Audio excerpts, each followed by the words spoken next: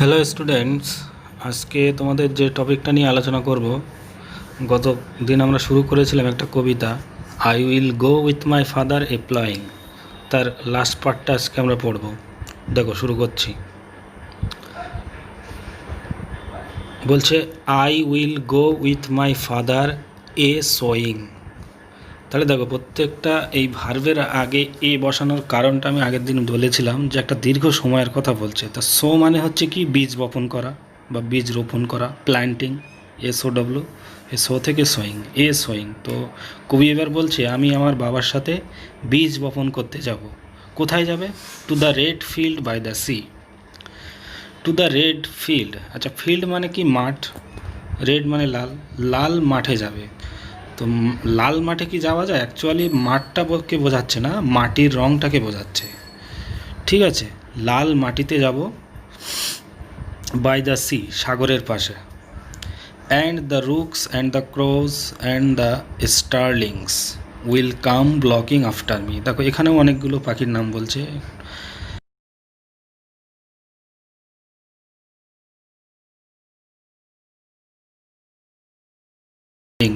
স্টারলিংস, দেখো স্টারলিংস মানেও কিন্তু এক ধরনের গায়ক পাখি, যে কথা বলতে পারে, মানে হরবোলা পাখি বলতে পারো।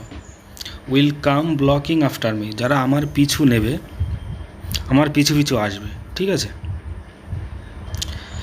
I will sing to the striding swords.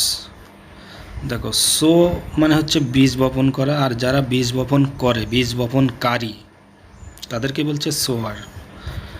তো স্ট্রাইডিং মানে হচ্ছে লম্বা লম্বা পা ফেলা। ঠিক আছে। তো লম্বা লম্বা পা ফেলে মাঠে দেখবে অনেকে লম্বা লম্বা ধাপ ফেলে বীজ বপন করতে করতে যায়, লাইন দিয়ে একটা সারি বেঁধে লাইন দিয়ে বীজ বপন করতে করতে যায়, দ্রুত কাজ করতে করতে যায়। এটাই বোঝাচ্ছে স্ট্রাইডিং, মানে পরিশ্রমী বলতে পারো। ঠিক আছে। তো I will sing to the striding sowers, আমি গান গাইব কাদের প্রতি? সেই সমস্ত পরিশ্রমী বীজ বপনকারীদের জন্য। উইথ দ্য ফিঞ্চ, ফিঞ্চ মানেও দেখো এক ধরনের পাখি, যেটা ফিঙে পাখি বলতে পারো, আমাদের এদিকে দেখা যায় ফিঙে পাখি।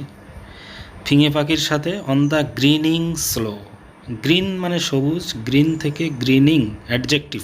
ঠিক আছে, সবুজ বা হরিৎ বলতে পারো, চিরহরিৎ যেরকম হরিৎ মানেও সবুজ।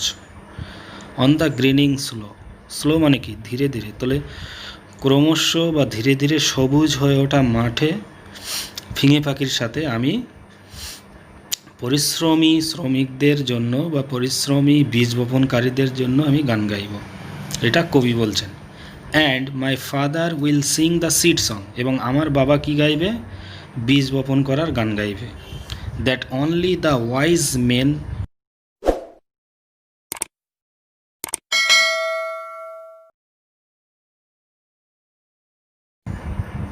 I will go with my father a reaping.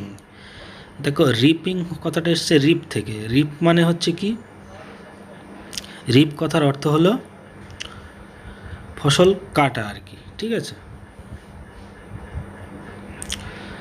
তাহলে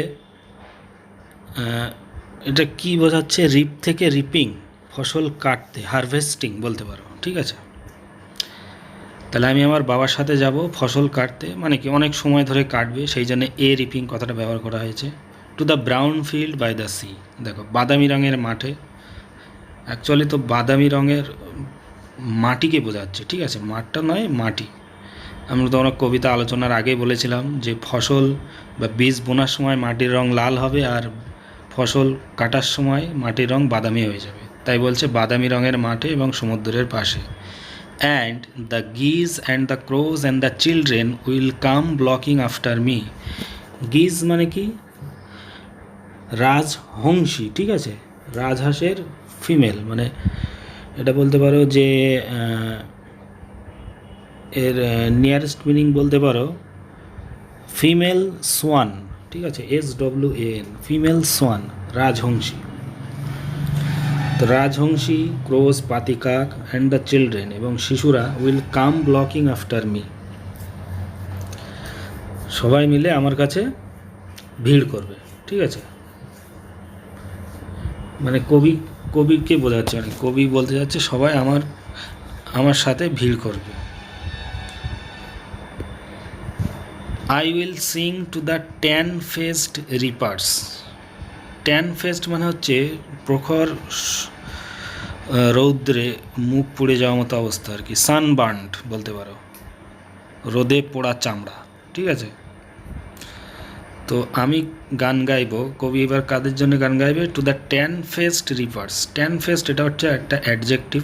ট্যান ফেসড রিপার্স যারা রোদে পুড়ে, যাদের মুখ কালো হয়ে গেছে বা রোদে ঝলসে গেছে, সেই সমস্ত যারা ফসল কাটছিল। রিপার মানে কি? যে ফসল কাটে বা হারভেস্টার, সেই ফসল কাটা লোকজনের, রোদে পুড়ে যাওয়া লোকজনেরদের জন্য আমি গানটা গাইব। With the rain in the heat of the sun. Rain মানেও কিন্তু এক ধরনের পাখি বা ছোটো গায়ক পাখি বলতে পারো, এ লিটিল সিঙ্গিং বার্ড এরকম বলতে পারো। রেন, দেখো উচ্চারণ হবে রেন, WREN, রেন। রেন পাখিদের সাথে বা রেন গায়ক পাখিদের সাথে in the heat of the San. In the heat of the সান মানে কি? রোদে পোড়া, ঠিক আছে। রোদে পুড়ে যাচ্ছে সমুদ্রে, সেই সময় আমি ওই রেন পাখিদের সাথে গান গাইব। কাদের জন্যে? যাদের ওই রোদে পুড়ে মুখ ঝলসে গেছে, সেই সমস্ত ফসল যারা কাটছিল তাদের জন্যে। And my father will sing the side song. এবং আমার বাবা কী গান গাইবে? The side song. সাইড মানে কিন্তু এখানে সেই ফসল কাটার কথাই বলছে, ফসল কাটার গান গাইবে। সাইড মানে অ্যাকচুয়ালি কাস্তে দিয়ে তো ফসল কাটে, এই জন্যে ফসল কাটার গান গাইবে। That joys for the harvest done. এবং গানটা গাইবে কেমন করে? সেই ফসল যে কাটছে, সেই ফসল কাটার আনন্দেই গানটা গাইবে। জয় মানে কি? আনন্দ। ফর দ্য হারভেস্ট ডান, যে ফসল কাটাটা হয়ে গেছে, কমপ্লিট হয়ে গেছে, শেষ হয়ে গেছে, সেই জন্যে সে গানটা গাইছে। তো এই হচ্ছে মোটামুটি কবিতা। এবার দেখো এখানে নোট দিয়ে কি বলছে। A form of verbing is a hold over from earlier varieties of English. তাহলে কি বলছে? এটার মানে বলতে যাচ্ছে যে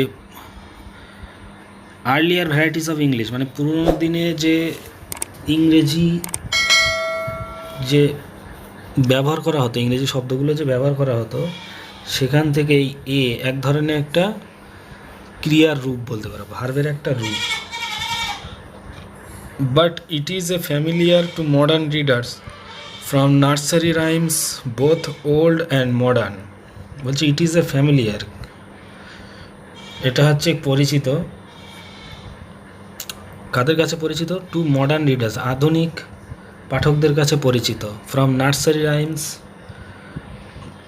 বোথ ওল্ড অ্যান্ড মডার্ন, যারা ওল্ড অ্যান্ড মডার্ন মানে কি? প্রাচীন এবং আধুনিক উভয় ক্ষেত্রে শিশুদের যে ছড়াগুলো থাকে, সেই ছড়াগুলো থেকে আধুনিক পাঠকদের কাছে পরিচিত এই ব্যাপারটা। দ্য প্রিফিক্সড মানে হচ্ছে কোনো শব্দের আগে যেটা বসে সেটাকে প্রিফিক্স বলে। এমফাসাইজ, কথাটা জোর দিচ্ছে, এমফাসাইজ মানে জোর দিচ্ছে। The duration of an action, একটা কাজের সময়কে, তাহলে একটা কাজের সময়কে জোর দেওয়া বোঝাতে চাইছে বলেই এটা বসানো হয়েছে। I will go for ploughing with my father means that he is engaged in a relatively short term task. বলছে I will go with my father, I will go for ploughing with my father. এটার মানে কি বলছে? যে বাক্যটির অর্থ হচ্ছে আপেক্ষিকভাবে সে কোনো কাজের সঙ্গে সাময়িকভাবে সম্পর্ক যুক্ত আছে আর কি, সাময়িকভাবে যুক্ত আছে অল্প কিছুক্ষণের জন্য। I will go with my father applying means that the task is of a longer duration. Longer মানে কি? অনেক দীর্ঘ সময়। তাহলে applying কথাটার অর্থ বলছে যে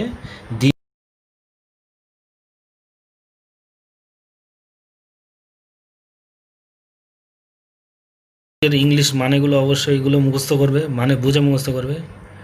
দেখো ক্লিভিং মানে কাটিং সামথিং ইন্টু টু, কোনো কিছুকে কেটে দুভাগে ভাগ করা। সোয়িং প্ল্যান্টিং সিডস, বীজ বপন করা। স্ট্রাইডিং ওয়ার্কিং হার্ড, কঠোর পরিশ্রম করা। Finch a kind of A singing bird, এক ধরনের গায়ক পাখি, ঠিক আছে। অ্যাক্টিভিটি 1গুলো করবে, এগুলো HT থাকবে তোমাদের। অ্যাক্টিভিটি 1, অ্যাক্টিভিটি 2, ঠিক আছে। অ্যাক্টিভিটি 1 আর 2 এই দুটো করবে। তারপরে অ্যাক্টিভিটি 4 এটাও করবে, fill in the chart with information from the text. অ্যাকশানগুলো দেওয়া আছে, কাজগুলো দেওয়া আছে, এবার কোন পাখির কী কাজ সেইগুলো এখানে লিখতে হবে ABC ঘরে, ঠিক আছে। অ্যাক্টিভিটি 5টা করবে সবাই, চেষ্টা করবে লেখার, না পারলে আমাকে বলবে, ভুলভাল যা হোক লেখার চেষ্টা করবে অ্যাটলিস্ট, আমি কারেকশান করে দেব, ঠিক আছে। তারপরে অ্যাক্টিভিটি 6A দেখো, suitable articles and preposition. Article প্রিপোজিশনগুলো লিখবে, তোমাদের কিন্তু ফাইনাল পরীক্ষাতে আছে আর্টিকেল প্রিপোজিশন, ঠিক আছে। কোথায় কোন আর্টিকেল বা কোন প্রিপোজিশন বসবে মানে বুঝে লিখবে। Identify the types of sentences given below. কোন সেন্টেন্স কী ধরনের সেটা লিখতে হবে তোমাদের। Can we go there, what fun they had, she was not well, sit down. যে সেন্টেন্সের যে 5টা ভাগ ছিল, যে assertive, interrogative, imperative, optative, exclamatory, এই যে 5 রকম সেন্টেন্স, এর মধ্যে কোনটা কোন সেন্টেন্স সেটা লিখতে হবে, ঠিক আছে। সিনোনিমস, সিনোনিমসটা করবে।